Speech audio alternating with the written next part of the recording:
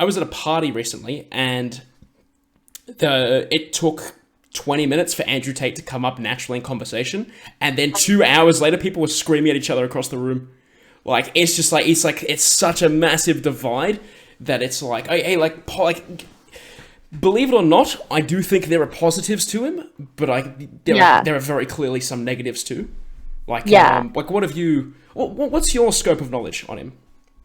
Well, like, for me, for sure, like, he definitely does not have a great outlook on women, for sure, and he does say very outlandish and like controversial things, and I think that's what's made him so successful. Yes. Is like, you know, I think he's using that as his like advantage, as like his own edge, I guess, so that he gets a lot of that media like tension and all that kind of stuff. And I think that's like a really smart thing. I think, in my opinion, he's really smart. Like, that's a business tactic, you know what I mean? And like, he's made himself as like, quote unquote, a businessman through that, you know? And like, props to him. Like, I'm a kind of person where I am neutral and I will give him props to some things, but I think I'm leaning a little more to the Andrew Tate is kind of an asshole. Oh yeah, no. He's like, that's undisputed. Like, he's an asshole. Yeah. But he's also a salesman. Like, yeah, he's the way. Hey, so I'm glad that you're like, straight off the bat, you're like, yes, he's there to get attention, and he's very good at getting it. That is because he's selling his product, and his product needs attention. So like, step one for selling something is have someone in the market to like buy a thing. Yeah. So he's winning, like, because everyone's talking about it. Everyone's heard of him, but like, to some extent, either you see his videos where you're on the side of, oh, you know, he's funny, because that's how I found out about him. He was on comedians' podcasts, and he was just being himself. Like, I still believe that he's in character for vast majority of everything that he puts out, right? Yeah. It's like exaggerated extremes, but that is to get the attention to sell the products, because he's a millionaire. Yeah, that's his whole brand. And it's branding. Yeah, exactly. Like, I think that's something that I've seen a lot in the media. Like, there are times where I'm just like, this isn't real. Like, this definitely has to be an act and everything. It's not just something that Andrew Tate, like, everyone's saying that like it's the first time Andrew Tate is something like, you know, a person like him would do something like that, but it's actually quite a common thing for like, you know, everybody to have like this kind of persona that they're like very egotistic, or like they're those like, I'm an asshole and like blah blah blah. But like, that's like, in my opinion, I think at the end of the day, it is a persona. I don't think he acts like that 24/7. No, absolutely not. Yeah, because like, at the end of the day, that would be A, super fucking tiring, or B, you just want to watch the world burn.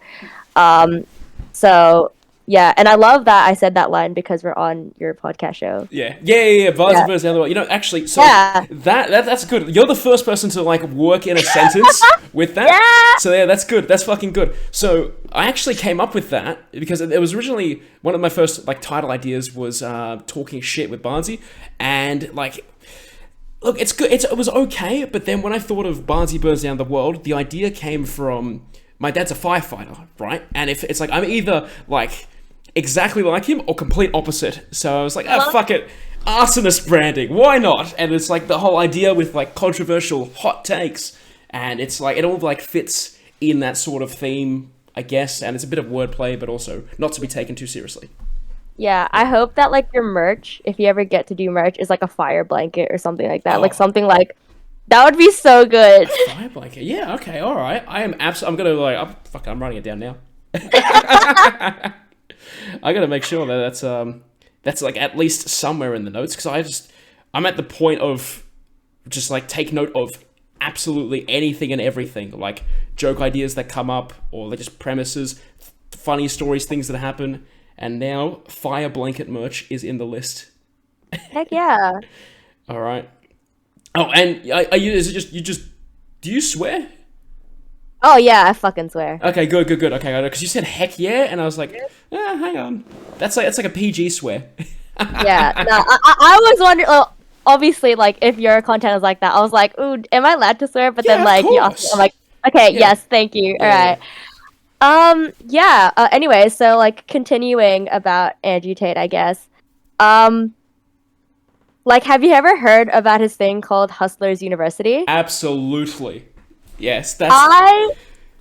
What do you think? What do you think of Hustlers University? Because I've got some thoughts too.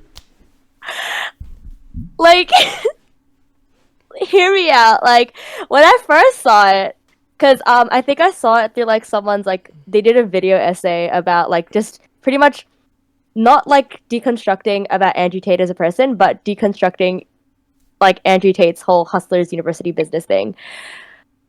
It looks like a fucking MLM. Like, okay, so it's great that you bring that up because the MLM aspect of that actually got shut down today as of 16th of August. Fuck. Yeah. No way. So basically, do you know how? Because you've got TikTok, right?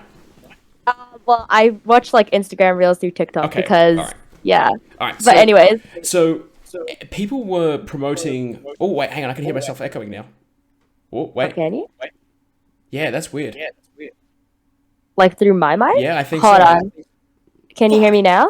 Wait, testing to see if I can. No, we're good. I think we're good. Okay, cool. All right, good. Wait, solve quickly. All right, good. So, as of today, the multi-level marketing section of that got shut down because people kept, I guess, tainting his name by like posting things that were anti him or just like were untrue. And the incentive of that was because they were in Hustlers University.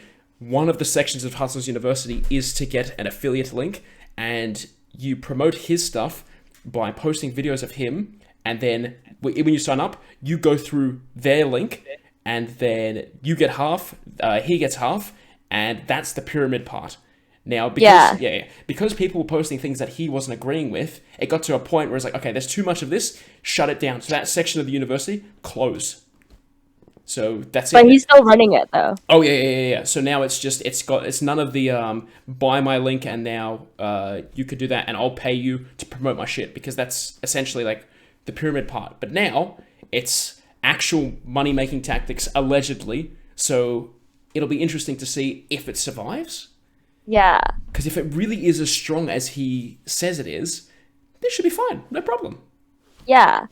Because like, when I was watching that YouTube video, I'll probably send you a link about it, like if you want to reference it, but like and put it in your podcast. But like I was pretty much basing a lot of like the facts around that because I obviously haven't checked it myself. But according to the guy, he was saying like he actually enrolled the class himself, and he was like dissecting it a little bit. So yeah, the whole like MLM aspect of it, it was like just really interesting to see that like that was his way of like kind of branding it, I guess, in a way, like kind of, if you do me a favor, I will do you a favor kind of sense. Like, it almost felt like, you know, those people that sell like essential oils? Like, that's what it felt like. It felt like that so much. I was just like, Andrew Tate is the essential oil.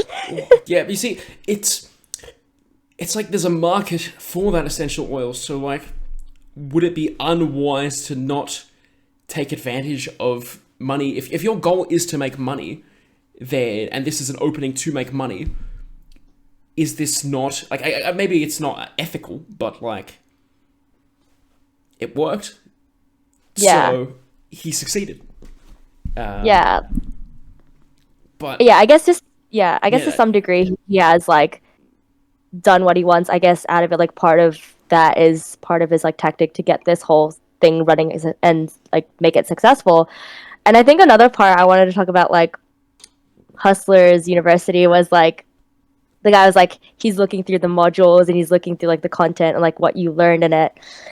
And like one of them was like saying like, you know, like those basic like alpha male like hustler businessmen, it's like you gotta spend have the right money mindset to do the right thing. Yeah. It's like there's no such thing as losing, it's all in your mind kind of thing. Well, I mean, and like I guess to some degree I do agree with that too. But like the way he points it out is like, the way I see Hustlers University is like every jock or like frat boy that you see in those like movies being like, you gotta succeed, like, you know, just believe in yourself, man. Like, if you don't take 100% of the shots kind of like guy, you know what I mean? Like, yeah, I know what you mean, Yeah, and like, he is that kind of guy, I guess. That's what he brands himself off as. So, like, a lot of people are saying that when they're doing the Hustlers University, it's like, bruh, everything that you're saying is not very, like, revolutionary. And he's like, you know, I've done my little startups and everything, all that kind of stuff, and it's pretty much, like,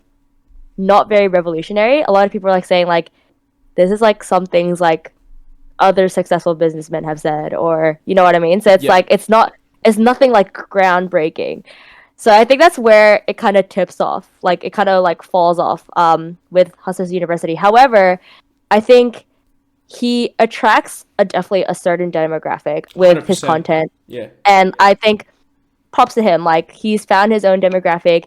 He knows where to pitch it and where to sell it at. And good for him. Like, you know, he's a businessman. Like, you know, you gotta secure the bag, you know? So, out of context, I can clip what you've said there, and it will just, to everyone who agrees with him, that's just like, you're just praising him, and there's no context of what you've said before, where it's like, hey, look at all this shit, and like, look at, like, it's not all positive, like, props to him, and all they hear is, hey, he's done this, well done him, and then that's it. That's all they see, because of the nature of the I don't want Andrew Tate to, like, personally DM me and be like, thank you. Oh, no! Don't do it, man! Look, it could, look, the idea, so, look, just even the way he's gone viral about, like, hey, I'll pay you to promote my thing, like, even if there's a clip from this, I just gotta tag it under the same tags, and then that's it. I piggyback off that popularity, and then it's just, like, effortless, like, he's made it. Yeah, I'm absolutely gonna do it. Yeah, get the Andrew Tate money, please. Listen to this. All right, it's gotta be clickbaity as shit, right? It's gotta be like, all right, so we've got to be in like some sort of argument, and it's got to be like feminist versus misogynist, right? And it's got to be intense. We have to be like shouting, jumping, screaming, and that's like, it's like clickbait 101. Like, something has to be happening. Like the way TikToks are edited, right? So I found this out recently. It's because it's short form, the attention grabbing aspects, something has to happen at least once every 4 or less seconds.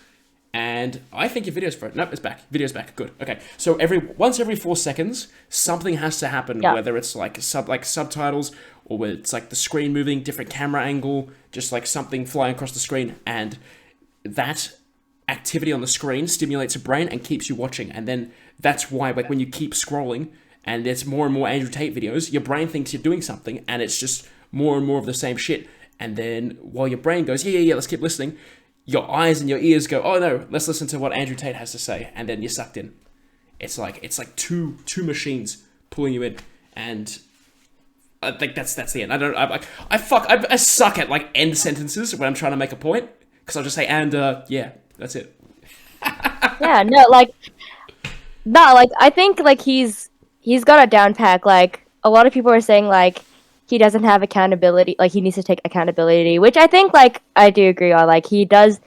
The thing about social media is that, you know, kids go on there, and like, you know, like when we were kids, like we'd go on social media too, you know, but like our parents didn't have the knowledge of like I guess surveilling, like, you know, being under our surveillance and just like seeing the shit that we would like watch, you know. Exactly. Like, that's why we have like, it's like, that's why we have like 10-year-olds like like we literally have like 10-year-olds like literally watching porn and like everything, you know, because like like there's just some parents who aren't like technologically like educated like we are. Like, probably when we have kids, like we're gonna be like, hey, like, don't watch that shit, or I don't know, whatever, like you want to parent your kid, right? But yeah, like that's the one thing I realized, is that like with TikTok, it's definitely a breeding ground for like young viewers. Like, you know, they know they're selling it to like children and teens, and that's why I think a lot of Andrew Tate's audience is so young, because like they first don't have I guess a consolidated like value or idea of, like, they don't have their own values and ideas, and like as soon as they see like an adult figure on like a streaming platform like that, like on social media, being like telling you like how to pick up chicks, or like, you know, what you should be as a man. Like, if you're a young boy yourself and not knowing what it is to be a man, you'd be like, oh yeah, this man is like the motherfucking shit. Like, he knows what it is to be a man. He's the top G. That's the language he uses. Yeah, the top G. That's the Gen Z language, you know. I'm getting too old for that shit, man. Like, I don't even know what the fucking kids are saying nowadays. I'm just top G is exclusively for Andrew. That's it. Yeah, like every time I'm like on Instagram Reels and like people are like, I've already seen that on TikTok like weeks ago. I'm just like, I'm trying to catch up, bitch. Like, I feel like a grandma now. Like, I literally have like a lower back problem. Like, I'm getting old, bitch. Like, oh yeah. But yeah, like, Well, see, So like he knows what he's doing. yes, it's like, because like, have you found that you're becoming recently more and more consciously aware of how, not how bad social media is, but like, I guess kind of how bad social media is? Yeah, like definitely for sure.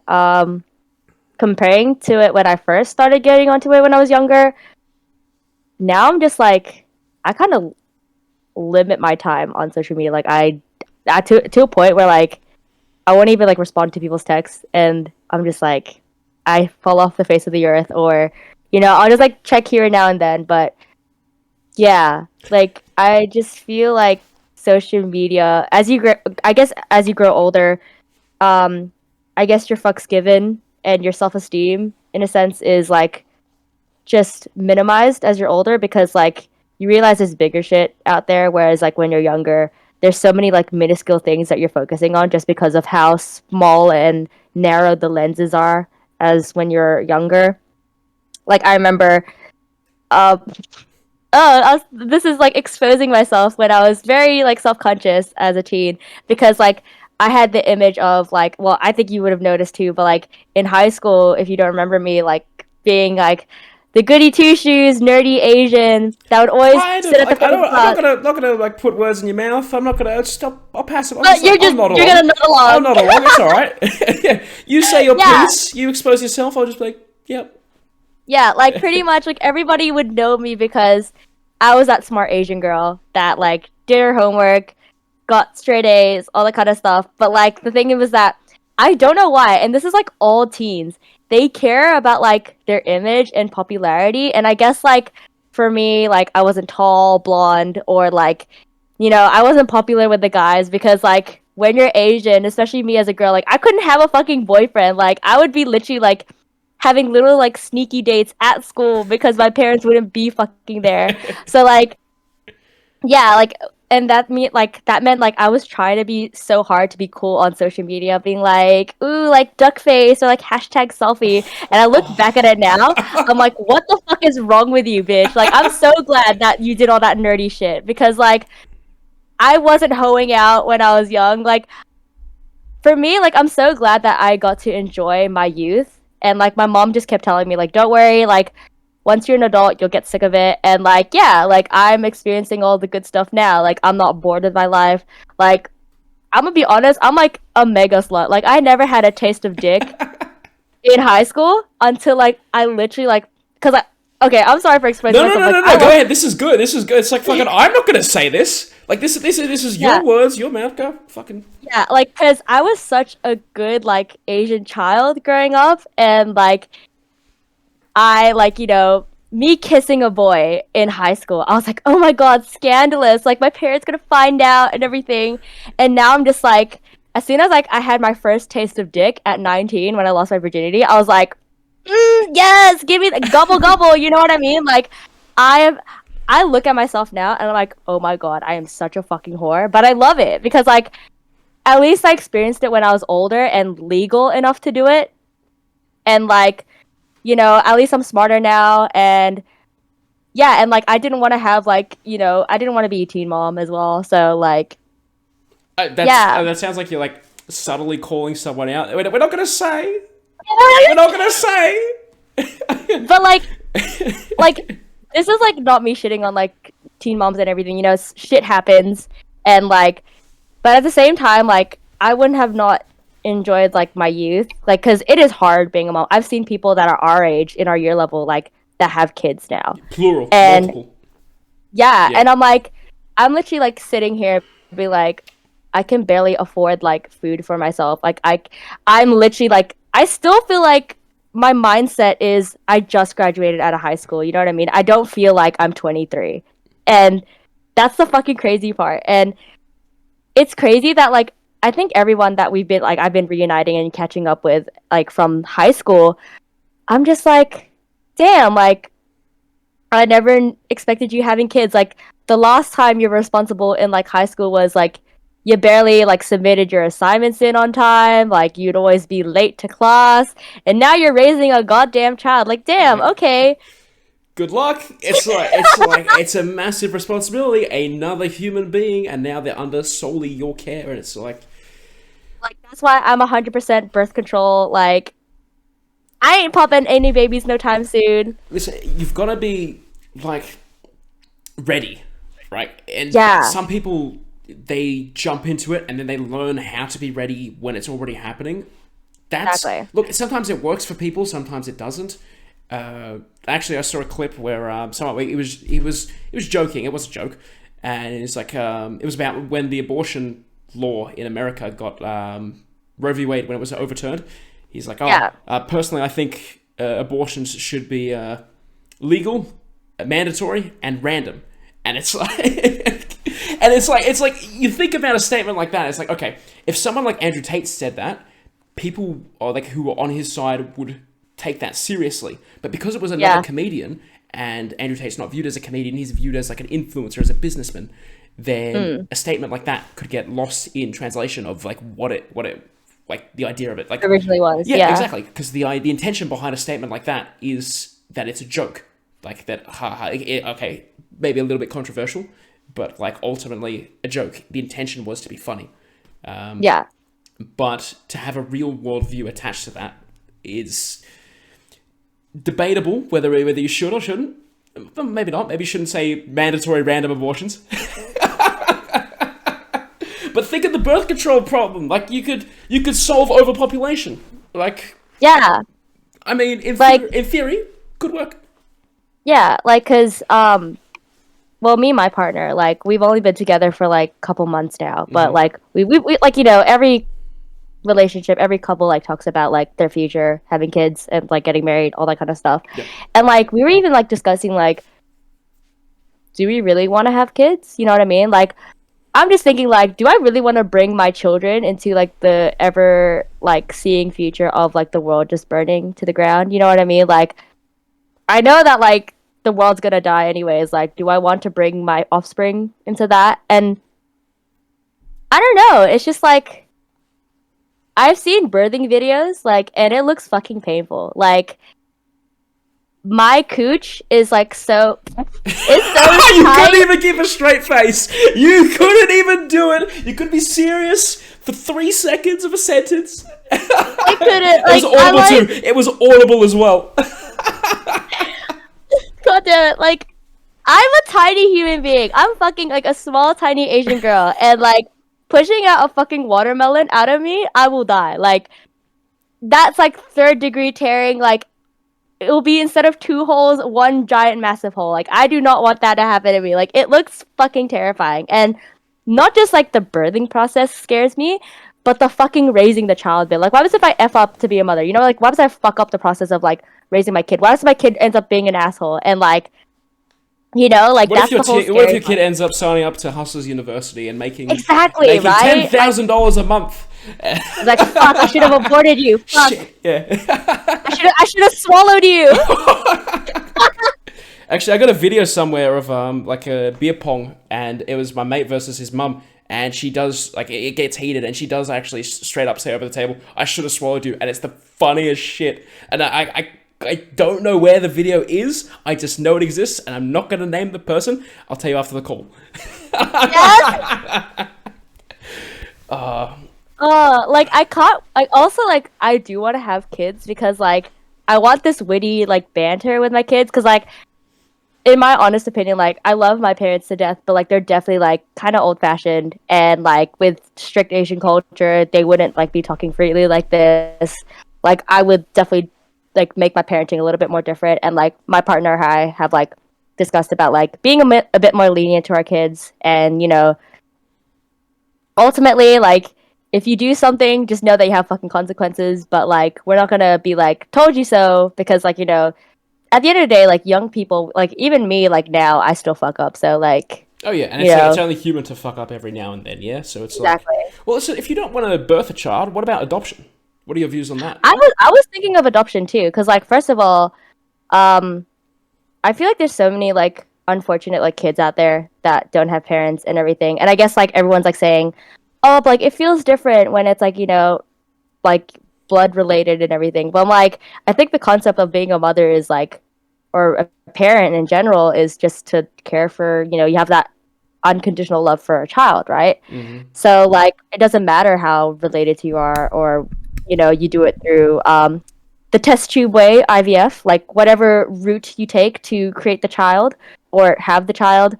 um I think the most important concept is you have to be a great parent, because I think there's some people out there that don't deserve to have kids. Oh yeah, I have yeah. seen, I've seen too. and there are times I'm just like, do you know abortion's a thing? Do you know condoms are a thing? Like, because like maybe like usually like the kids of those parents are either like really good people, or they end up turning like little shits like their parents, because like it gets reflected. It's a whole like it's an unbreakable cycle, it's just like a vicious cycle of assholes that are created. So like, yeah, I don't know. I would consider adopting as well, because like I've always thought of since I want to pursue med school, definitely having kids is not in the picture right now. Like You're busy. I You want got to, shit to do. Like it's yeah. yeah. And the fucked up thing about being a woman is that you have a fucking body clock. And like that includes like IVF processes where like it's fucking like $3,000 to take an egg out of you and like freeze that shit and then like go all this hormonal treatments and all that kind of shit. So it's like, I don't know. Like, I don't know if it's worth it to go through all that like trouble and process when I could just adopt a kid and not have to go through that pregnancy and everything. I don't know. It's up in the air. I'm not at that age yet where I'm like, I want kids now and everything, because I still am pretty young. But yeah, See, I'm just surprised. Sorry, you go. it's right. It's like. Do you know how like people have to apply for like if they want to buy a house, they have to go through the bank, they have to get a loan, they have to have a good credit score, they've got to go through all this shit. If there was some sort of system like that for having kids, like not like a parenting license of sorts, that could actually benefit a lot of people. I think. Yeah. Yes, you still have the problems of people like oh you have an illegal child, and then there'll be a whole ethical debate where it's like you're taking my kid away. It's like, yeah, but like, not did you deserve the kid? Like, not did you. Maybe it's not as straightforward as I thought initially. Yeah, no, I've had that thought too, because like sometimes like me and my partner, we have like these like really deep conversations and everything, and like one of them was like, should people have a fucking permit to have a child, like like an actual license? Like I think there should be a fucking psychological test before you're having a kid, because what happens, like, because at the end of the day, the person that is like you feel sorry for the most is the child, because the child didn't ask to be there, you know what I mean? Yeah. Like that's why like I hate it when parents like that treat their kids like, oh, like, you come from me, like, I gave you life. Like they have that whole spiel and they use that argument to win every single like thing. But it's like, it does sound like you're a bit of a victim of that argument. Because like this sounds, it's like no. there's a little bit of passion there that sounds like personal experience, and you're I've experienced it, but like definitely now my relationship with my parents is definitely better than when I was a teen. Obviously, oh yeah. Every person who's like grown past their teen years and like actually developed more as a person can look back and say like, yeah, what the fuck was I thinking back then? Or yeah, oh my god, like that shit I was thinking of, like I literally had two brain cells like that time. I'm like, what the fuck are you saying? And they were both fighting for third place. I stole that joke. Do not credit me, but I think it was funny enough to apply. Continue.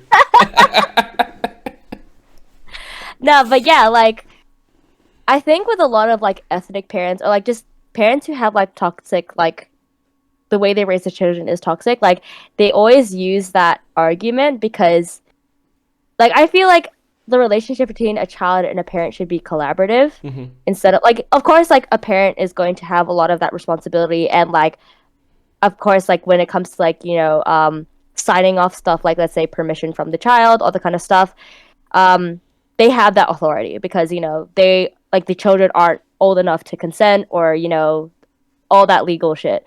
So like it makes sense why parents have that, but at the same time your kids will kind of resent you for it. Like, right, yeah.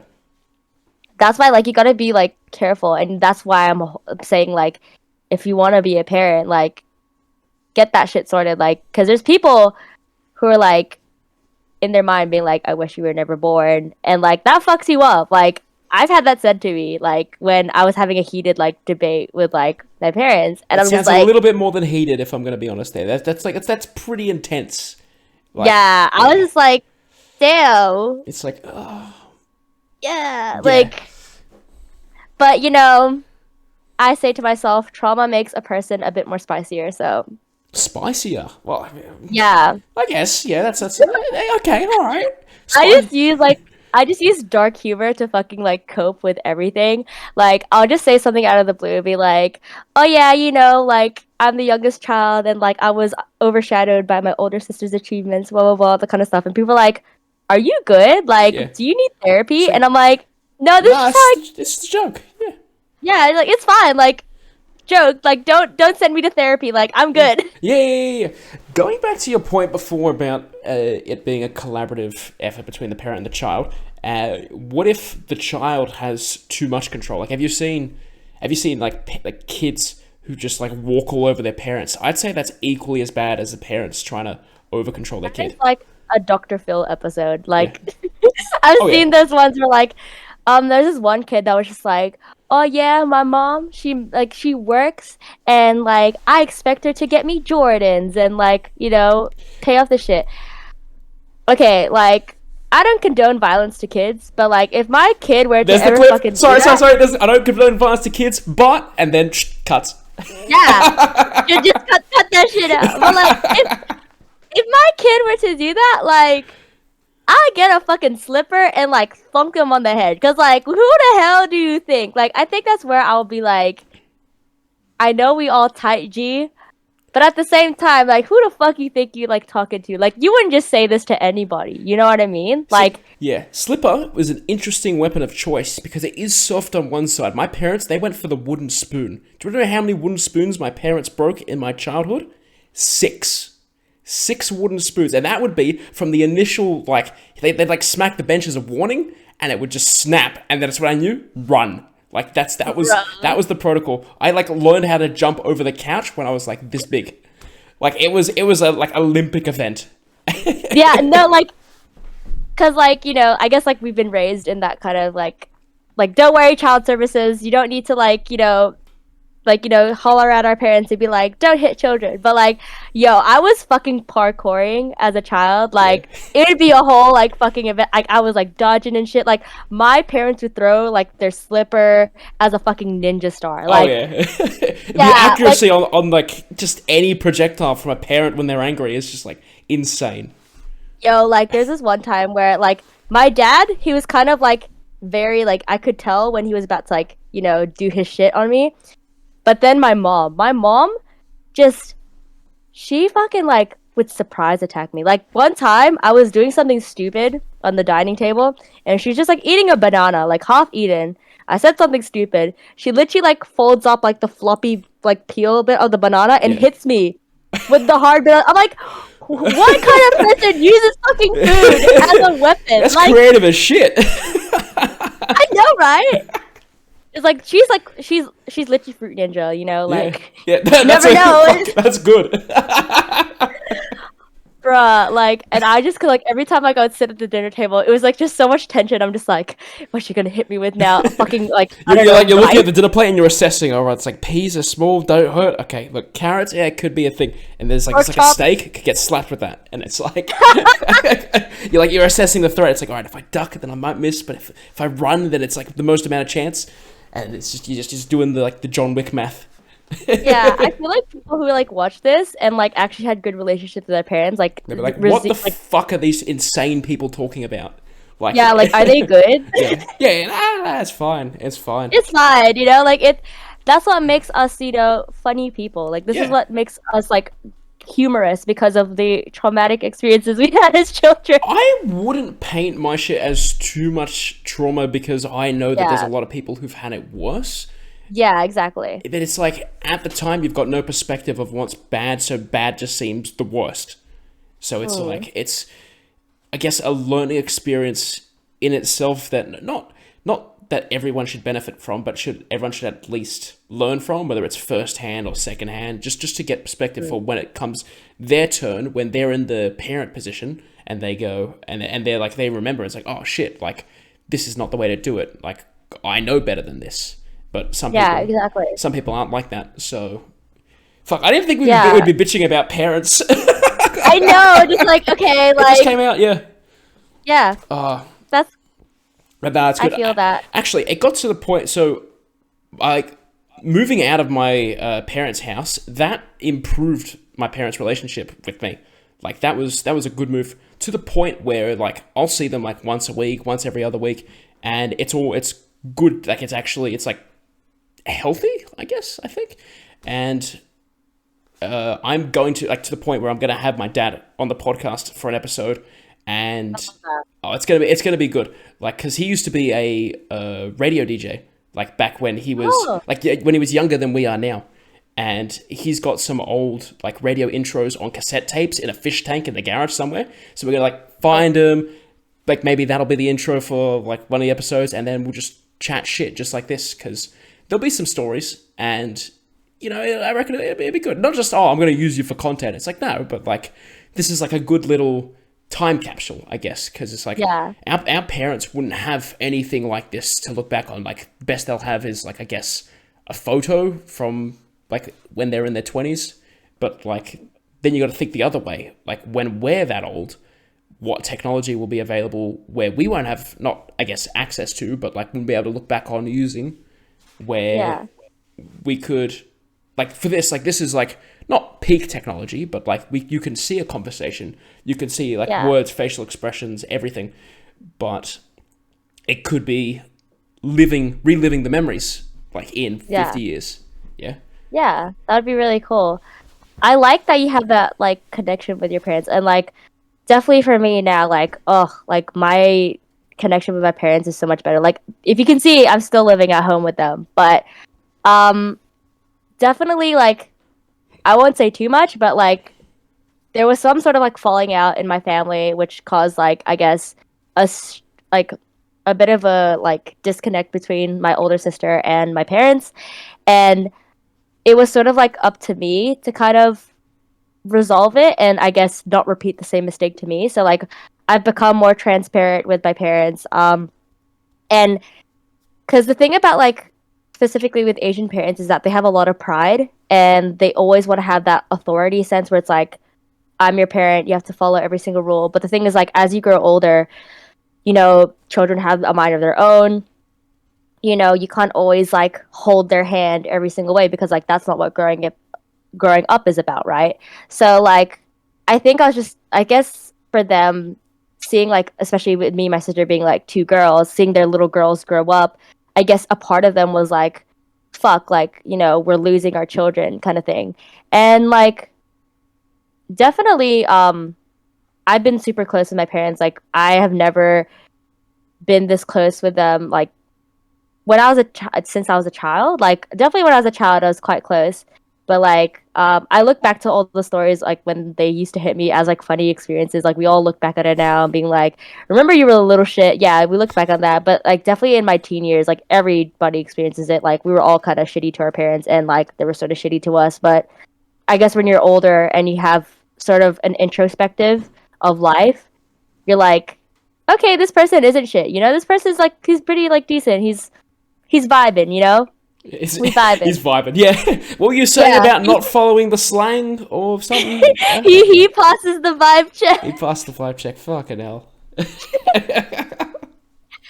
No, but yeah, like, I've been, like, really close with my parents, and I think, like, as they grow older, like, I want them to be a big part of my life, and I know, like, there's some things that I will take from their parenting and, like, apply to them, because, like, hey, I wasn't a fucking delinquent growing up, like, because I was always in fear of them, but not enforcing fear on my children. But in a way where, like, they don't grow up, like, you know, literally going to jail. Like, that's the, like, the bare minimum. Like, my children not becoming criminals, you know, like, not going to fucking juvie at, like, 15. But, like, enough that, like, they're decent people. And I think the one thing I will bring to the experience of, like, parenting, I guess, is be more transparent, and I guess they don't need to hide shit from me. See, like, that's good. Like, the not having to keep secrets. Like, it's the argument of, fuck, I'm trying to find a way to word it. If a child is honest with their parent, it's still the parent's responsibility to say, hey, this is what you did was wrong. This is why it was wrong. This is how you could be better next time. Not always necessarily, wrong thing, punishment. Like, that doesn't always, like, really work. The negative reinforcement doesn't work. That's the words I was looking for. I feel like, yeah, there we go. Like, I feel like, because children are people too. Like, barely. Yeah, barely. Basic cognitive functions, they are. But, like, I feel like if you're able to, like, explain them stuff, they'll get it. Like, you can't just rely on, like, bare primal instincts to raise your children. Like, I think that's something that is at fault, and I think that's something my parents could have done better in the parenting, like, district. But, yeah, like, I've seen a lot of, like, people, like, have successful relationships with their children just, like, literally talking to them. Because, like, even though kids may be stupid, they're not that stupid. Yeah, well, I mean, sometimes like they're smarter than you think, but not as smart as you think. They have a weird niche, like, intelligence. Yeah, there's a sweet spot in between where it's like, okay, they will learn from this. They don't know that they're going to learn from this, but they will realize it later when a situation applies to whatever they've learned. Yeah, Yeah. I love how we're talking about this stuff, like, as if we're, like, ready to have children. Like, we're so wise. Oh, yeah, no. That's not even on the fucking cards for me. No way, I'm busy. I've got shit to do. Yeah, I'm ready to pop another, like, birth control pill, ready to go, just in case of the accidental, oopsie. Yeah. But, yeah. Yeah, like, it just, like, there's also a thing that I've realized, too.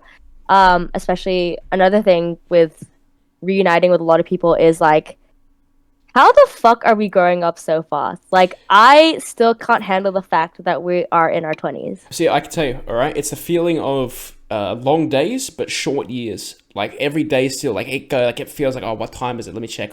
We're working. Like, do you do full-time employment, or is it uni, or, like, I'm doing part-time, and working and full-time study. Right, so it's always like, okay, here's the next thing. Like, with the next thing, like, everything's, like, going. We've got shit to do. And before you know it, it's August. Yeah, and it's like... Yeah. It's like, holy shit. Like, I've gone through...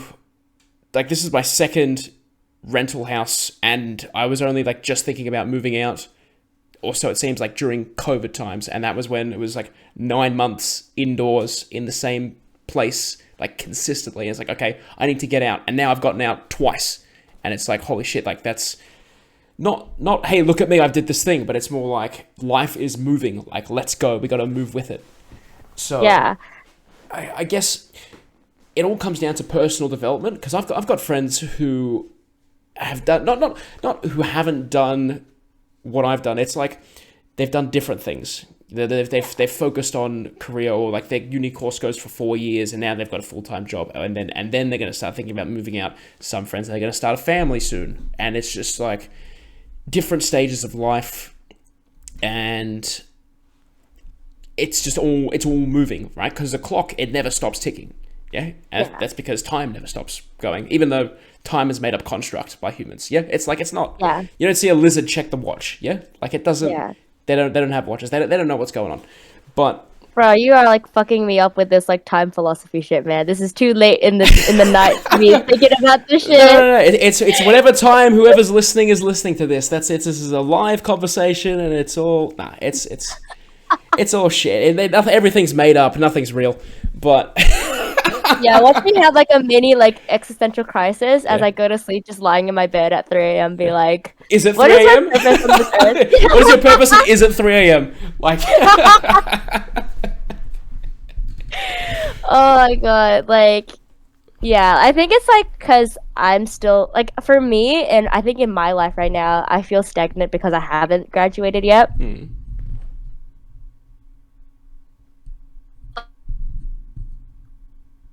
Oh, hang on. Wait. I'm going to need you to repeat the previous sentence because the internet...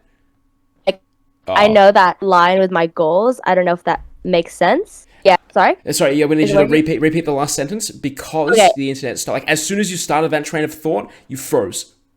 Oh, okay, that's all right. Sorry. Like, cause I'm in that stage where like I'm still in uni and like I haven't completed that milestone.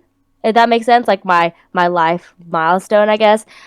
Yeah, I don't know. It's just like if I were to see myself like in my teen self, like when I'm 16, and look at myself now, I'll just be like, what the fuck? Like I sort of made it. You know what I mean?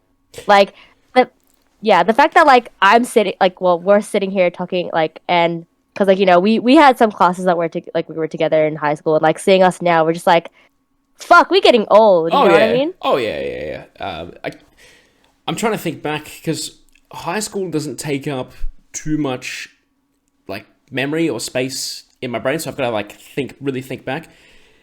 And I don't think I'd ever even be able to predict like where I am today. I don't know if that's the same for you, but like you look back, it's like, oh shit, like even not 10 years, 5 years ago, right? Even like just coming out of school, it's like just think back right now to how much has actually happened in those 5 years, and then how much of that do you think you would have guessed would have happened 5 years ago? Like, Yeah. it's like not unpredictable. It's not crazy, but it's still like a bit unpredictable. Yeah. Like you wouldn't really know. Like you could guess, but Yeah. it's like it's That's yeah. You go. yeah. I'm running out of words. You're just like, oh fuck. I gotta finish the train of thought. The train is gonna crash. I gotta fucking think of a way to end. Yeah. Anyway, you go. Now, like, life is, as you said, is very unexpected. As, what the young generation says, it is what it is, Yeah. That's a very good saying. I do like that saying because that can be used to, like, apply to anything. Like, even something like a workplace accident, all right? Someone gets injured. Oh, it is what it is. Yeah, I mean... Yeah. Yeah. Child is born. It is what it is, No, like, I use, like, it is what it is as a measurement of, like, how many fucks I give left. Like, Yep. I literally say to someone, like, when I'm about to, like, on a verge of a mental breakdown, I'm like, I literally have 2 it is what it is in my body right now. Ready Like, to go. Yeah. a measurement of, like, how much I can, like, have a mental toll before I have, like, a mental breakdown. Like, this is a toll on my mental health. But, like, yeah, I love saying it is what it is. Like, anything that, like, fucks up in life, I just use that. Be like, yeah, like... Your pet fish died. It is. It is what it is. Yeah. Yeah. Yeah. No, that's a very good saying. Actually, so I've had to teach. So I work with. I've mentioned on the podcast before, but you don't know, so it's alright. It's repeat words for me, but it's fun. Yeah. I work with 5, maybe 6 Colombians at my warehouse, and it's not my warehouse; it's the warehouse I work at. And I was gonna put in a joke like, do you guys like run a drug cartel? Oh yeah, all the time. I'm the deal. It's fine. It's fine. I'm the one with the books and the drugs. Like they're just shipping the shit. It's alright. It's fine. Because I heard 5 Colombians and I was like, it's like this is some drug shit. Yeah. No, it's furniture. It's way worse. And to make it better, yeah, furniture made in China, and it's like at some point this is like defamation, so I'm gonna like stop talking shit. Yeah, yeah. I've never said where I work, but I think I will at some point because I got some really good armchairs that are gonna be a part of a podcast set when I'm like actually able to plug money into it. So like they're ready, but they're in the living room at the moment. So oh my god, like invite me again so I can just christen. Yeah, absolutely. Yeah, like it's when there's an actual set, like so far every guest that I've had is going to return at some point, and that includes you. Like it's like they're good. Yeah, like it's good shit, right? Like cuz we barely spoke in high school, but I feel like we can talk heaps now. Like just from how I guess you and I have individually grown up, we can just talk. Like do you find you can talk to not I wouldn't say I'm a stranger, but could you talk to like not acquaintances? Like yeah. So I think I can too, but I kind of have to because strangers. I don't. Okay, all right. Doing stand up, I don't know who's in the crowd. Could be anyone. Could be someone I know. Could be someone I've never met. Could be someone I'm never going to meet again. So you have to be able to talk. Not like this. This is more personal. In my opinion, but. To be able to speak like this, like I know I've got friends who wouldn't even dream of even thinking about being able to do this. Like, it's not saying, oh, this is hard to do. It's like, it's not.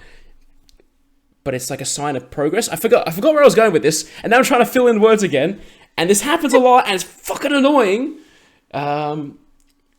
But just pretend I finished the thought and just be like, well done. Yes, I agree. Yeah. Yeah, that's it. Yeah, Great cool. job. Yeah, thank you. Yeah, that's it. I think I'll pick up from what you said. Like, I kind of know what you're talking about. Like, where we're acquaintances, I guess now. Like, we weren't able to talk in high school as much, and I think it's nothing like to be because like, oh, I fucking hated you in high school or anything like that. Nothing nefarious like that. I think it's like also. Nah, fuck you, man. Like, this is I'm on this podcast, so I can like do my fucking revenge. You did shit to me. No, it's okay. Every person who's come on the podcast has given me shit for something or another, and there's like some infighting between other guests and shit. It's on brand. It's on theme. It's good. It's all good. I love that. No, I think the reason why we didn't talk as much in high school is like, because in high school it's very cliquey. Like, you have your own groups, right? Yeah. And I think that's what like didn't make me branch out to like other people. And like once I've gotten out of high school and I talk to these people, I'm like, holy fuck, these people are so cool. Why the fuck did I not talk to them in high school? And like a bit of tea, not gonna like fucking say who they are. But like you knew the people that I hung out with in high school, right? That specific group of people. Yeah, I think I do. Like my Asian group of friends. Yes, yeah. You said your words. Yeah. Pretty much like we lost out of touch because I felt like the reason why I was friends with them in high school is because we were around each other every single day and all that kind of stuff. But like I fell out with them and I didn't hang out with them as much is because in a sense, because I felt like I was the black sheep of the group. Like I was very unique because like they're very like quiet, not spoken, and very like shy. My personality, as you've probably seen in high school, I was very out there. I was like fucking loud. Like you could fucking hear me a mile away and be like, oh, it's this bitch Renee again. Fuck. You know what I mean? Yeah. But yeah, like that was my personality. And I don't know, they always gave me shit for it. Like, because I was just the odd one out. And like, they always fucking bullied me. Like, they would purposely like not invite me to shit. They had their own little inner circle. And I was just like, fuck it, I'm leaving. And like, me and this other friend, I don't want to say his name on the record, but like, I think I know. You think, yeah. Pretty much, you know who it is. But like, that's alright, yeah. Yeah, me and him just fucking left. We're like, fuck this shit. Like, we don't fucking care about your shit, and we just left. Cause like, the whole fucking time, I felt like I had to people please, and like that is something so chronic. Like I've dealt with that since as a kid, and like now that I've grown up, I'm like, I literally have like, fucking like 3 close friends on my hand, like that I can trust. Like if I had to kill someone and hide a dead body, I could call these like bitches up and be like, hey yo, want to hide a body real quick. Those bitches like that I was with in high school, I could not. Like they were just so self-conscious about themselves, and I get that. Like I get that someone can have really low self-esteem, but like to the point that you're like unleashing that on someone else. Like girl, get help, get motherfucking help. Don't fucking like use it at me. Like what the fuck did I do? You know what I mean? So I just like left, and you know, like for me, like, you know, I hope they're doing well in life. I wish them nothing like nefarious or anything. Like I hope they're doing well, but at the same time, I hope they fucking know like y'all did shit to me, like, and I did nothing but be nice to you. You know, like yeah. I don't know, just tea over. Yeah. I think it from like the sassy hand, just like this is the close. Like that's it. This is it. Like any more I say it, I'm like I'm in deep shit. Yeah, you're gonna start dropping names, and it's not gonna be good. Be like, let me say no. There's gonna be a high school reunion of like everyone in another 5 years, the 10-year thing, and whoever shows up is gonna be like, hey, that thing that you said 5 years ago, did you mean that? And it's like, come on, so much has happened since. Yeah, be like, you gotta be specific about that, come you know? On. Like which time? Go on, name it. Give me the timestamp. Give me the receipts, bitch. Exactly. Go on. I said a lot of things. Tell me which one. Yeah. Yeah, I love this because like I don't know, I'm kind of excited for our high school reunion because I want to see how like people turned out. You know, like there's specific people that like you have in mind, and you're kind of like, I kind of want to see if they either glowed down or glue up in their like. You gotta tell me off record, because I'll tell you some people I'm thinking of as well. Yeah. That's alright, this is good. Yeah, to people who are listening, I'm sorry that you can't be part of the spicy tea, but you just had to be there. As if you think anyone's listening to this shit. You never know. You never know, man. There's probably someone that's like, oh, they fucking said shit about me. Let's fucking go. Yeah. And as we know from Andrew Tate, it's like, okay, it's like strongly for or strongly against. You gotta have strong positive, strong negative. Right, like whichever side you fall on, it's gonna draw attention, create drama, and then that's profit. Yeah. Yeah, like honestly, like if I wanted to become a business person, like in the realm of like selling shit, I would look up to Andrew Tate because he fucking knows his shit. Oh, yeah. Like, yeah, but so I think that he really only says the controversial shit not just to sell, but because I think to some extent he thinks it's funny. Like, yeah, he's like dark humor. Yes, yeah. He's if everything he's saying is serious, which I know it's not, he's not a good comedian, but he's the funniest non-comedian social media influencer, I think. Was that someone crawling there just then? I thought I fucking saw it. I thought the door. How the fuck did you think you would get away with the door? How the fuck did you think that would go unnoticed? This is a video bit now where, like, this is, hey, go to the YouTube version. The YouTube version gets almost no attention. Spotify is where it's at, but go YouTube just for that. Yeah, guys, I'm, like, harboring, like, a hostage, you know? And they just snuck out. They just snuck out. Yeah. Like, I'm ready to run free. Yeah. He could have just been, like, tapped me on the shoulder and be like, hey, yo, let me go out. Yeah. But this one, oh, my God. Nah, I love my boyfriend because he's a fucking idiot. And, like, it's okay for me to say this because we fucking roast each other. And that's our love language. Like, yeah. Just saying shit to each other. And that's what I love about him. Not to be all lovey-dovey, but, like, we're just so shit to each other. Like, literally, like, he calls me a bitch and I call him a dickhead. If you're not, like, hurling insults at each other, is that even love? Exactly. Yeah, that's what I tell people. That's why I insult everyone I meet, because I love everyone. That's right. That's how it works. Exactly, as you should. And if you're being like super nice to someone, you're like, oh fuck, like we fucked up with something with Josh. Like, he's about to be like, yeah, bitch, like, like as soon as you like start like being polite and shit, like, oh fuck, like. Well, no, I try to be polite as often as possible, but that doesn't mean I'm not going to say something fucked every so often. Like, it's like the politeness, manners are very important, and it's more something that you notice it if it's not there. If someone's being polite, then it's like, that's good. But if someone's being impolite, you're like, wow, look at that fucking asshole. Yeah, like they don't understand basic decency, and like that's part of growing as a person, understanding manners.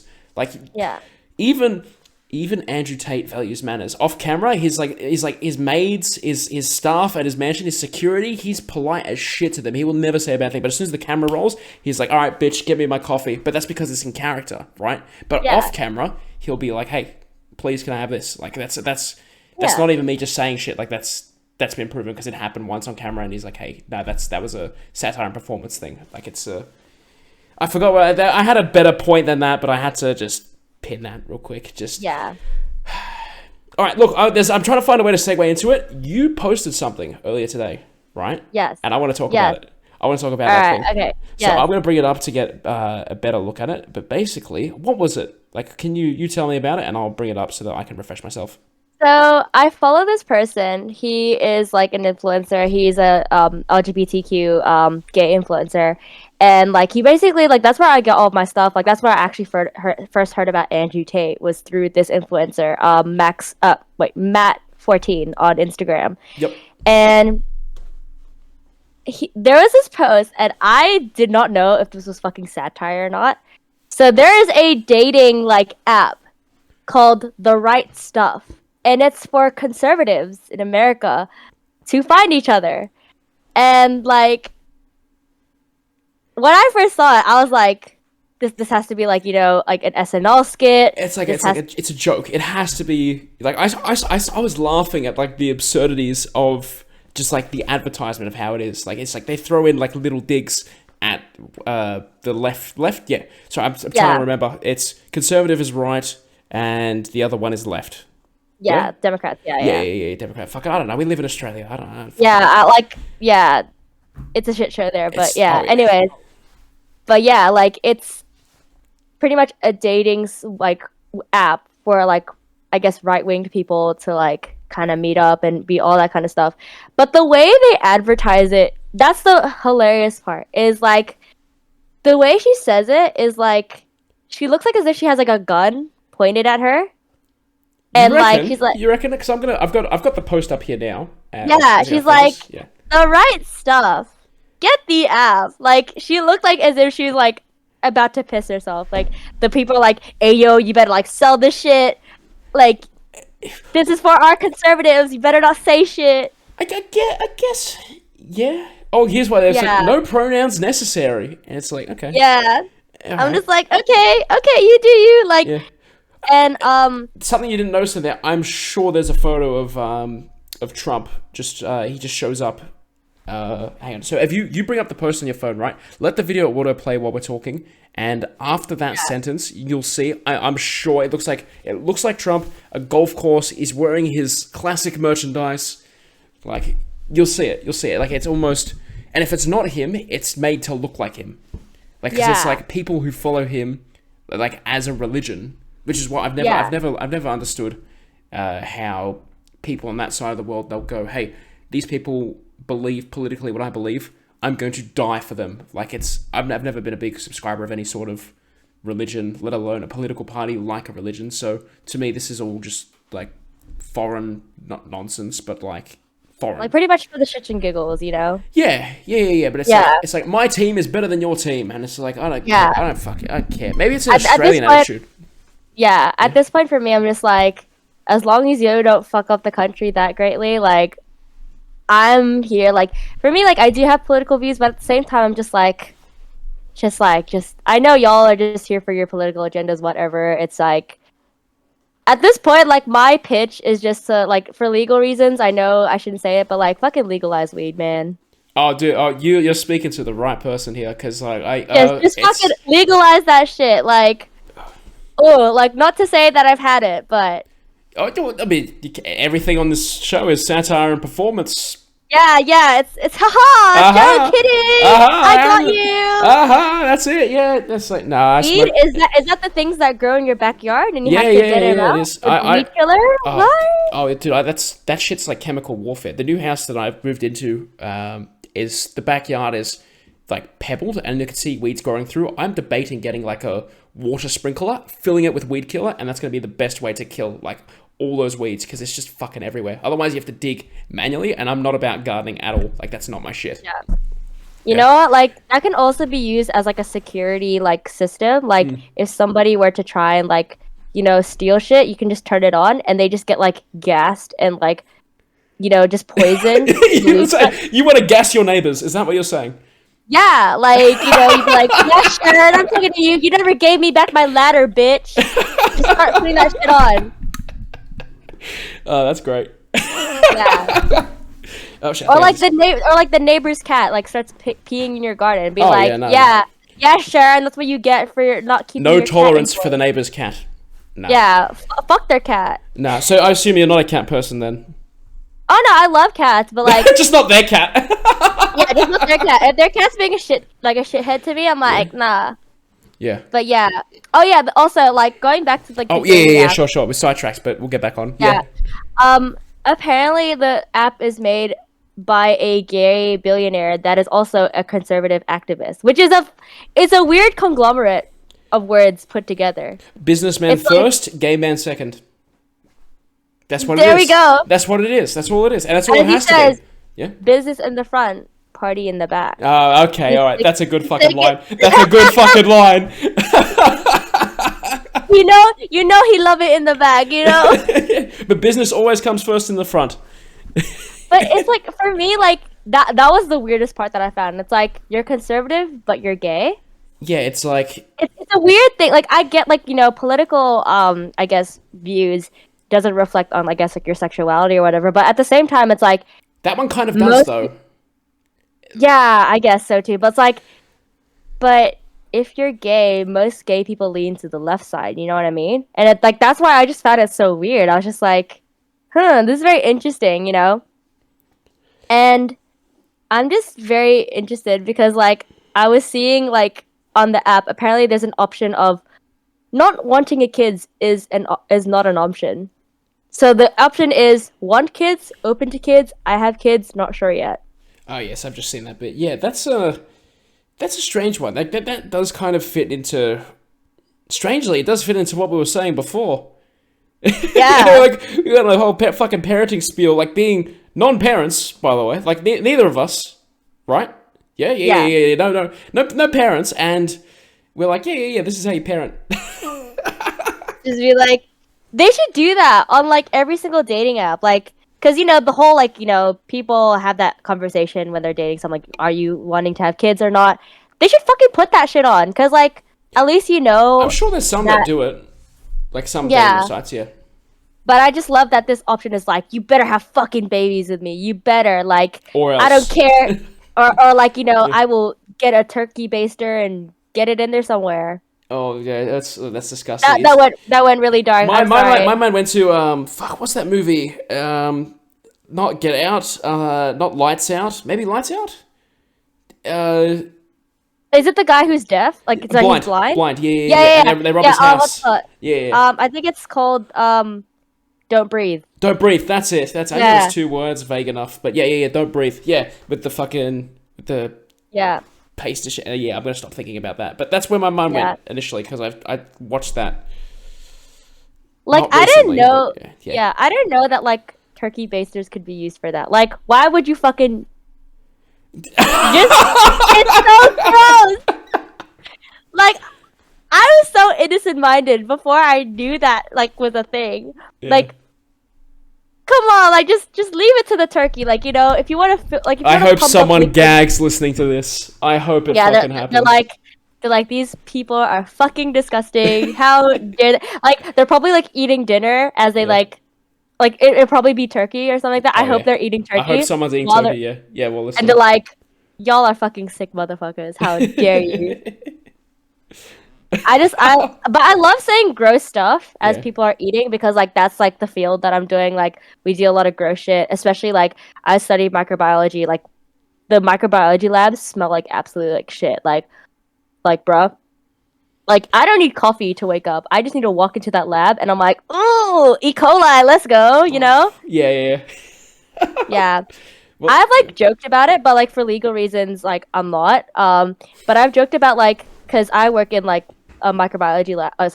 I study in a microbiology lab, and like we have like samples of like gonorrhea, like actual like viruses and like bacteria, and I'm just like, let's say if I hate someone, I could like fucking like fuck up their lives by using like biological warfare, like But, like, actually, yeah, you could. I could like just be like, oop, I like stole a petri dish full of like gonorrhea, like you never know. I just slip it in their like drink, be like, oop, like that's roofing to the next level. Yeah, you know what I mean? Yeah. That's fucking disgusting. I'm going to jail after this fucking like. After this, like you're gonna go straight to jail. You are not gonna pass go, and you're not gonna collect $200. That's exactly what's gonna happen to you. Like you can just hear like the police knock on their door, and be like, "We heard you, bitch." The podcast ends in sirens. That's how it happens. Yeah. Fuck. Damn, was this a good idea to be like a guest on this? I don't know. No, it's fine. It's fine. Don't worry. It gets the attention. You end up in the news, and then as a byproduct, I get like ultra famous, and then I'll have you to thank. That's how this is gonna go. Yeah. See, we're thanking Andrew Tate because controversial shit is how you get famous. That's exactly right. See, that's why I believe everything he says, and I take everything at face value. Oh my god, like I'ma worship that man, like to the point like I want to shine his bald head, like make it shiny and everything. You want to shine his head? Like, just get, like, wax polish and start, like, buffing that shit. I swear, is it just me, but he looks like Pitbull's son. He does look like... Okay, yeah, I thought you were just going to end at Pitbull. He does look like Pitbull, but, like, maybe it's... Is it head shape? Because not every bald man looks like every bald man. Like, there's still, like, some differences. I think it's because of the sunglasses. Because you know how Pitbull is, like, he always wears sunglasses? Yes. And I guess, like... Andrew Tate also does that, and he always wears like white, like those business like attire Like shirts. it's like formal sort of, yeah. He's like his rich uniform. Like that's, yeah. That's what it is. But see, actually, the reason why he wears glasses apparently is because from his kickboxing days, like he got injured in the eyes too many times, and now his eyes are sensitive to light. So now he uses, so he uses a legitimate reason to play off as his character for always wearing sunglasses. And that's something that not everyone knows. So I think, right, if you were to answer yes earlier on in the podcast and say, yeah, I've seen him on TikTok, I was going to presume that you saw all the negative things about him and that say, yeah, because like that's probably generally where TikTok will think that you go as a demographic, because they'll always cater to like what's positive, what's negative, but extremes. Yeah, it's like, yeah, of course. Did you watch that Netflix documentary, The Social Dilemma? No. Okay, that's a very good one. I highly recommend it. Occasionally, I set homework on the podcast. That's going to be yours. You should. I think you'll enjoy that because it goes straight into like how social media, like how it's run, basically everything. Like its purpose. It's essentially just to sell ads. Like it's just money making, and it'll pump content at you, whether you like fully hate it or fully invested in it. Like then that's how people stay on social media. That's how they get sucked in, and then that's how they sell ads, and that's how they make money. Like it's all one big fucking machine.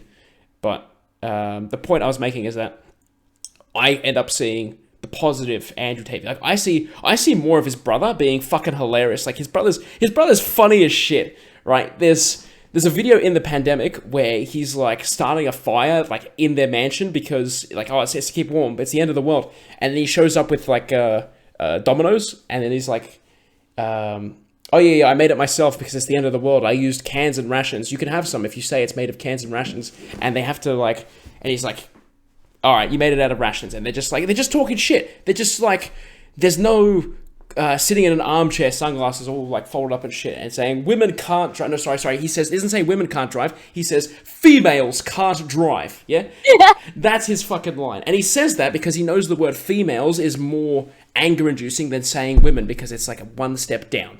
Yeah. That's like he knows exactly what he's doing. Yeah. Or if he says, what is it? Asthma's not real. Yeah. It's just breathe air. Yeah. That's a real fucking point that he says, but he's probably joking. Yeah. No, I like the things he says. Like, I'm like, this is so fucking unreal that like I fucking just laugh with it. Like, oh yeah. Like at first I'm just like so confused and like not angered, but like you sort of like, what the fuck, man? Like, did you say that? You know what I mean? Like, you get that kind of almost a bit angered, confused. You're like, what? But then you see it again, you're just like, you just fucking laugh. And like, I think my favorite video has to be one where it's like, where it's about like performing like CPR, and he's like, oh yeah, if a guy is like, you know, overweight and he's like not breathing, he's passed out, I'm not gonna perform CPR on him because that's gay. And but if it's a hot chick, I'm down there straight away. Like that's yeah. It made me fucking laugh. The bit where he said like that's gay, I'm just like, bro. Like I thought he was gonna say like something like, oh, because like he's fat or whatever, like or fat shaming or something like that, right? But he's like said that's gay, and I'm like, I was like, this man did not just say that. Oh, one of my favorite clips of him, right, is where he's like, he goes, I've got multiple concurrent serious relationships right now. And the person on the other end is like, oh, so you're poly? And he goes, no, that means they can talk to other dudes. That's fucking haram. And you could hear like the producers and shit of the podcast in the background just like fucking die laughing, and he almost breaks. You could see him like smile because he's like trying not to laugh at himself. But it's like, that was my favorite clip. That was the one that's like, okay, I gotta see more like what this guy's about, because it's to me it's funny. It's just he's an interesting dude. Like, oh yeah, because I saw like I kind of did a little like research on him, like where he kind of started, I guess, like his fame, and apparently like he used to be on Big Brother. Yes, but that wasn't the start of his fame. So it was actually I did research as well. Wow. See, we both did our homework. Yeah, good. This is exactly what I wanted. So he did kickboxing in his like very early 20s, and he got world championship title like 4 times. So that's how he like markets himself primarily. Then it's like multi-millionaire. Kickboxing wasn't making money, so that's how he was like, okay, I've got to find ways to get rich. Then he started a cam girl business, basically being an online pimp. And it's like, okay, like I guess if there's a market, sell to it, but like it's still an ethical thing. But that made him enough money. And then I can't remember exactly where in the timeline, but I know he and his brother bought a casino. And the casino, the casino, it was in, I think it was a Romanian casino. So it might have been a bit later on, but they definitely owned a casino. That makes sense why they live in, like, he lives in Romania. Yeah, people speculate that it's because of, there's sexual assault allegations that he's trying to avoid. There was, what else? I think, here's a really good point he has. The whole world is corrupt, right? So corruption should be available. Andy says the whole world is in a matrix. We're in the Matrix. Yeah, the Matrix. The Matrix. I love the Matrix shit, right? But anyway, we'll get back to the Matrix, okay? So he says the whole world's corrupt. Everyone should have access to corruption. So, like, if he goes to Britain, he's not allowed to bribe a police officer for speeding because that's looked down upon. But if he does it in Romania, because the corruption is available to poor people as well as the extremely rich, he can do that. So, like, if you're gonna have it access to everyone. Like, that's fair. So I do agree with him in that sense where it's like, okay, like, if you're gonna have this thing, have it available to everyone. Like, if it's useful, then fucking do it. But the fact that not everyone has access to it in Britain, for example, he doesn't like that either. That's why he doesn't live there, because he's British American. Yeah, that's like, you know, he's got a weird accent. Like, I can't really. Yeah, like, it's like a weird, like, you can hear the weird mixture of the two. Yeah, but I think that's also because he travels around a lot. Like, he's probably picking up language from, like, other places that he's, like, lived in, traveled to, and all sorts. But I mean, also, like, if you hear him in his old like kickboxing interviews, like, the accent is stronger, but his voice is younger as well. But it's the same guy, but he's not in the Andrew Tate character. He's Cobra Tate, the kickboxer. Yeah. But no, yeah, the corruption thing, that's a pretty strong point. Now, the Matrix, let's get back to the fucking Matrix, right? Because that shit, like, okay, the idea that everyone's stuck in a 9-to-5 because that's how life has been set up by the rich, yes, that is true. I believe that, right? I agree with that. That's why, like, that's one of the reasons why his Hustlers University idea appeals to me, because it's like, okay, I don't like working a 9-to-5 job, or 7 till 3, but, like, it's still 9-to-5. I don't like working a 9-to-5 job. Still 9. I don't like being stuck in that, so I'm basically his audience, like, people like me who will go, no, I want to break out of this. How do I do it? Oh, here's a guy that I've heard, he's an influencer, whether he labels himself as that or not, doesn't matter. He's an influencer who's selling a product that allows me to fulfill my own self-interest, and that's why he wins. He's like the Wolf of Wall Street, but, like, way bigger. Yeah. Like, have you seen that movie? Yeah. So the guy Jordan Belfort, his whole philosophy of, like, I guess, selling shit, like, he does, like, he went to jail and all that shit, just like in the movie, but he does, what is it, not motivational speaking, maybe, like, conference, what's that called? I'm trying to think. TED Talks? It's not, I don't think it's a TED Talk, but it's like a TED Talk. It's like informational shit. We'll just get up and talk and, like, teach people how to sell. Like, that's real. Oh, yeah. I know what you're talking about, but I don't know the word for it either, yeah. Yeah, it's all right, as long as we're on the same page with what the concept is. Yeah. So, like, he'll go up and he'll talk to people, he'll teach them what he knows, but it's not in the same way that Leonardo DiCaprio did it in the movies. Like, there's a breakdown. After I watched that movie, there was a documentary of, like, 45 minutes where it's, like, an interview with him as well, and he's saying, oh, yeah, this is real, this is bullshit, this is more like how I was thinking. And it's a very good companion piece. I would highly recommend, if you ever watch the movie again, watch the documentary with the real Jordan Belfort immediately after, because it's like, even if, because I know the movie's like 2.5 hours long, But that extra bit of time is... Yeah, every Martin Scorsese film like feels like fucking forever, but it's a good engaging forever. Yeah, except The Irishman. That one I had to watch in parts. Oh, that I felt that was so fucking slow. It was a bit, but like I saw someone break it down into like, okay, here is like 45-minute episodes like a TV show, and I just went with that.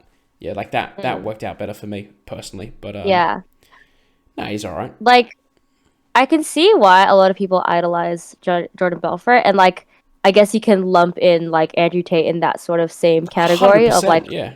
Yeah, because like I guess Andrew Tate is trying to become the next Jordan Belfort. Because at the time when Jordan Belfort was like being big in the in Wall Street, like he was conceived as like he's very controversial for a businessman. You know what I mean? Like he's not the typical businessman, but now like that's so normalized in business. Like you have to be cutthroat. You have to like profits are the number one thing about like it doesn't matter if your ethics kind of have to be thrown out the window, but like that's how business is, so like in a sense I guess like you could say Andrew Tate is the next Jordan Belfort. Oh my god, if like Andrew Tate sees it, it's like, oh my god, she complimented me, like oh shut the fuck, there's no way he's gonna fucking watch this shit.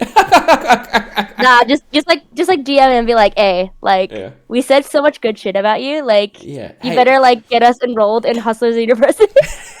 For free. It's like for free. No, he'll say no, you put your money in, you get your money out, and that's how he'll market it. Like, hey, you're gonna make enough money to do it, so why should I give you a free pass just because you asked? Fuck you. Yeah. Like that's gonna be that's my impression of him.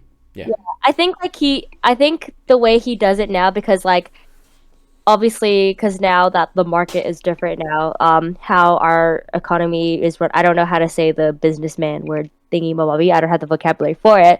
But the way he talks about like the stock market or like how to be successful in the business realm of things is very like on trend and on brand with today's like economy climate, if that makes sense. Okay. Like yeah, like he's pretty much like how Jordan Belfort kind of started off during his time in like the 80s, 90s kind of thing. I think like in my opinion he definitely would make a good businessman. Oh yeah. There's no doubt about that. Like he already has been a good businessman. Like yeah. He nailed that shit 10 years ago, and now he's just like, okay, grow more. And eventually it's going to collapse. Because, like, actually, it almost did collapse. Maybe not. There was accusations of him being involved in human trafficking. Yeah. Right? And that turned out to be, like, I listened to the podcast where they, like, debunked that whole thing. Because, like, you see clips of it, but it's all short form, out of context. So I went and checked out the real episode. And it turned out that, because he's like he's a pimp. Well, kind of. He's a pimp. So yeah. One of the girls he had over was was in a relationship, and her boyfriend was like, "Hey, where are you? What are you doing?" And he saw Instagram stories of her at his party, and then she lied to him and goes, I'm saying it how like what information I've got from Andrew Tate. So take it with a grain of salt. Yeah. I know I'm saying definitive bits, but like this is the information I've got. He said, "Oh no." They're keeping me here. I don't want to be here. This is being like held hostage, and then he calls the police. They contact the American embassy in Romania, and then the next day the police come and storm the house, and that's where you see photos of like Andrew and his brother Tristan like being arrested, put in the cop cars, all the cops like raiding the house, all that shit. But it turned out that she was just like she was there because she wanted to go. And the police even have footage of her, like, waiting for pizza outside the house, like, for the pickup delivery. Like, she was there for her own free will. And if she really was being held captive, she could have just left. Like, and there's actual evidence of it. But the fact that Andrew Tate is so controversial that something like that could be spun, like, way out of control. And then say, oh, he's a human trafficker. Like, that no one wants to be accused as being a human trafficker, even really as a joke, or like just it's pretty serious. Exactly. But it's like if you're gonna do it, you better be correct, because if you're not, it's a big allegation. Oh yeah, and no one's like, not no one cares anymore, but it's like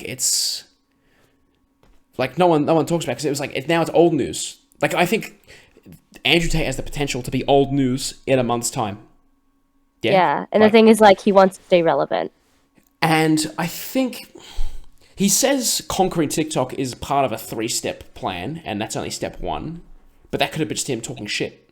Yeah. So, but also considering that he shut down the affiliate marketing section today, it's like, maybe not. Yeah, so, exactly. We'll see if he's another trend. Like, I think the thing I have with him is, like, I guess, like, with the facts, like, I actually didn't know that. Like, I've obviously, like, you know, I've seen the negative aspects of him, and I guess we've, like, I've never talked about Andrew Tate more than the negative things that I've talked with other people. I think the one thing I have, I guess, against him is just because of how unmonitored, again, we talked about how there's so many young people on social media, because, you know, obviously kids don't know the difference between, like, what's real and what's not. Like, they obviously don't know the concept that, like, hey, he's like, this is his persona, like, his internet persona. They can't differentiate that. And I, like, not being, like, a Karen and being like, you know, don't let these children, like, watch this shit, like, blah, blah, blah. That's a pretty good Karen. Yeah, if it's staying consistent, more swears, bit more angrier, good voice.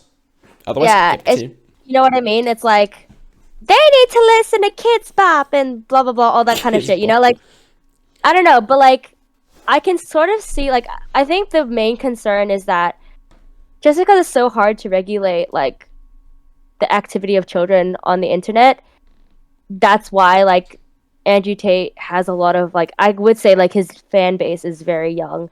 And, like, I've actually seen, like, it is quite scary. Like, I can see, like, how it can influence a lot of young men and, like boys to, like, think a certain way, you know what I mean? Like, thinking, like, this is right to do. Like, this is right to, like, you know, treat females like this, you know? Like, to slut shame them and kind of thing. Like, there's a thing that, like, he said about, like, taking accountability about, like, you know, a bit of sensitive topic here, but, like, about rape, like, you know, women that, or, like, you know, just anyone that has gone through sexual assault, like, they should have a bit of accountability. Like, for me as a person, like, that has gone through a sort of similar experience like that,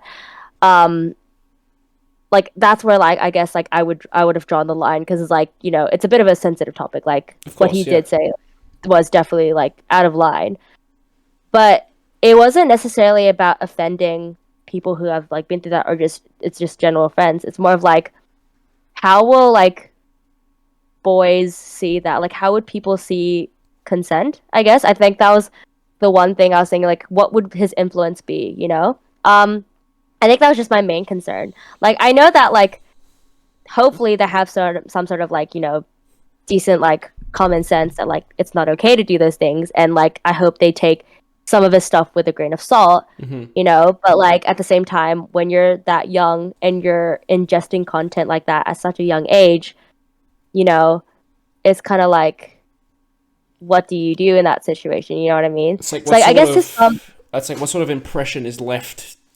Yeah, exactly. That's I guess the one thing I would want him to do is just to be a bit accountable for that. Like, he can say all this controversial stuff, but to the point where, like, I guess it's hard in comedy to take things with a grain of salt. Like, you know, like, when you land jokes, like, or, like, you know, it kind of hits people in a wrong way. Like, you need to know that, like, when you're going to a comedy bar or whatever, like, stand-up comedy event, you know that all these jokes take it with a grain of salt. But there's some people that literally do not know what satire is, that don't know all that kind of stuff. So, like, it's kind of like, is it Andrew Tate's fault or is it the audience's fault? Like, that's where I'm kind of like, I'm either not necessarily, like, rooting for him or against him. I'm now talking to you about this. I've sort of hit this sweet spot of neutrality, where, like, I used to be, like, very, like, fuck you, like, Andrew Tate now, but now I'm just like, you know, I can see what he's doing. There's more to it, yeah, than just, exactly. Hey, this is opinion, and then that's it. Yeah, it's more. There's more. He makes a good point. A lot of things. I think, in my opinion, like, as much as, like, I'm very for, like, being politically correct, sometimes there's a point where it's too fucking much, where the political correctness becomes ingenuine, and it just ruins fucking everything. Like, like with jokes and like, there's jokes that have like, a hint of racism in there, a little bit of sexism, and like those jokes like will land most of the time in things. But now like with I guess I would say social justice wokeism, I fucking hate that shit because it's a lot of performative. If you really did care about the issue, you wouldn't put on a fucking performance for people to believe that like I'm not for like sexual assault. Like, like no one in their fucking mind would be like, yes, let's do sexual assault. You know what I mean? Like, Yes. you don't need to brag to people that you are a good person. Like that's why I don't. There's something here that fits in perfectly with what you're saying. Okay, so there's a comedian I'm a fan of, who's like, his brand is like dry, dark humor. Have you heard of Anthony Jeselnik? He sounds very familiar. Okay, so he had a comedy special called Thoughts and Prayers, and the idea behind this special, like one of the main, like I guess, jokes in there, it was about people who like, whenever a tragedy happens on social media, they'll say, oh, thoughts and prayers, but they're not really giving their thoughts and prayers. They're more like saying, don't forget about me, because like them saying thoughts and prayers doesn't actually do anything. It's like, it's just a reminder, say, hey, I'm here because I'm doing this. Look at me. I'm trying to appeal to it. It's like that sort of logic fits into. All right, let's get even further, more sensitive, right? Black Lives Matter. When that happened and everyone was posting like black squares on their social media, all that really did was drown out any of the other like posts with those tags that say, hey, like here's an issue with this, here's my connection to that, or here's my story. And it's just like the social media was just like covered in all these black squares of everyone just like following along. And it's just to say, I didn't do that. And like the thing was like people are like kind of shitting me for it at the time. They're like, why didn't you do it? You're not really for it. But instead of me doing that, I was actually posting about like actual like useful resources. Like the thing about with me, like when it comes to like issues that matter and like I talk about and I'm passionate about, I make sure that like I do the research. I make sure I fact check everything before like I post and be like, hey yo, like honestly, I should have fact checked about the whole Andrew Tate thing. And I think like now hearing this, like I'm like, okay, I have a bit of a new side now. that's good. With most like and that's good. Like I'm always I'm aware and like I take accountability whenever I'm in the wrong as well. And like the thing is like with the whole Black Lives Matter thing, a lot of people are like, we're saying shit. They're like, you're not doing enough and everything. I'm like, but I'm posting relevant shit. Like, you know what I mean? Like, sorry, not relevant, relevant shit. You know what I mean? Like, it's stuff that actually matters and actually will put an impact. Like, I'm not like putting like a hashtag and like, what the fuck is that gonna do? Nothing. Are you constantly like checking up, following up with stuff? Like, have you had conversations with like close loved ones about this issue? All that kind of stuff, XYZ kind of thing. And like, the thing is like, I'm kind of person where like, I mostly act on neutrality because I feel like that's where, because a lot of people have like, there's a specific side on this.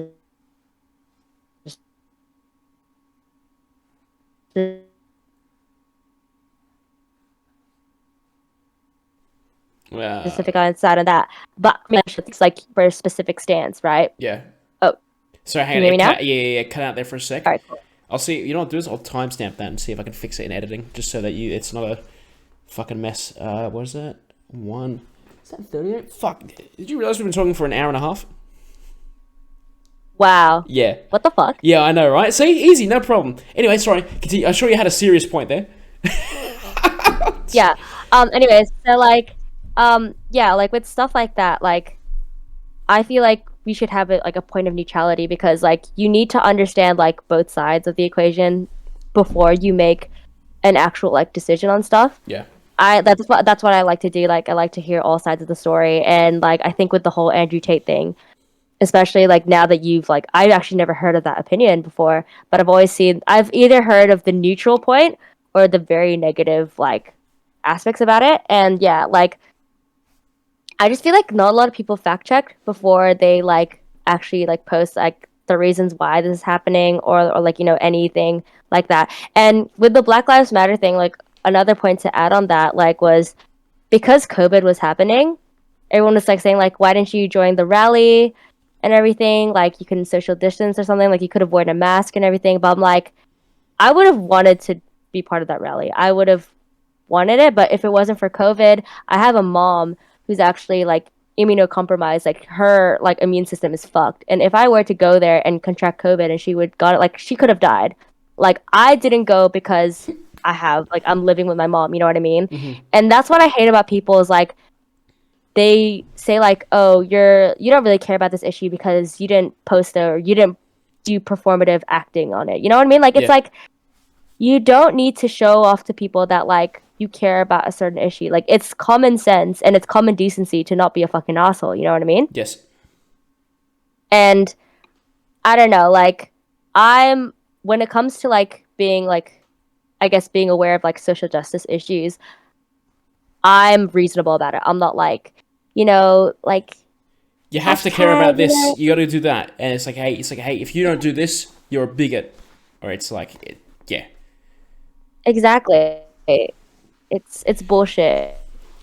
It's very like performative. Yeah, and those people that do that, and people who do that are fucking hypocritical. They're they're biggest hypocrites. Yeah. So I could name a few, but we won't put names here. No, not yet. Save them to the end. I think we got a couple of lists to get through. I was trying to remember before, like what names, who we're going to expose privately, but it's all right. I added it to the list. Yeah. Yeah. Well.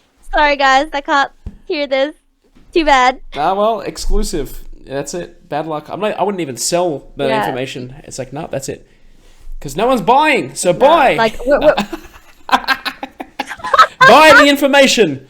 You know how valuable it is. We've talked about sales. Buy my shit. Yeah, the reason why we're saying this is because we attended the Hustlers University. That's right. We know how to market and sell, and for a small fee and our referral link, you can join us too. Oh fucking! I can't. God damn! Like, no, actually, one day I want someone like from like if ever we have a high school reunion and they're like, I actually heard one of your episodes. Be like, drop names. Is it me? That's like it. Like. And if they still care back then, I'll be like, I don't fucking know. I don't know who we chose. Be like, bro, like. I can barely remember what I had for breakfast this morning, you know? I know? Like, and that was 200 episodes ago. Yeah, or like some whatever fucking number. Yeah, it's like, come on, bro. Yes. But nah. Yeah. It's good. All right, well, I think we've hit a very good natural conclusion there. So I think... Yeah, good. Well, that's it. The podcast is over. We're done for now. Go home. You got better things to do.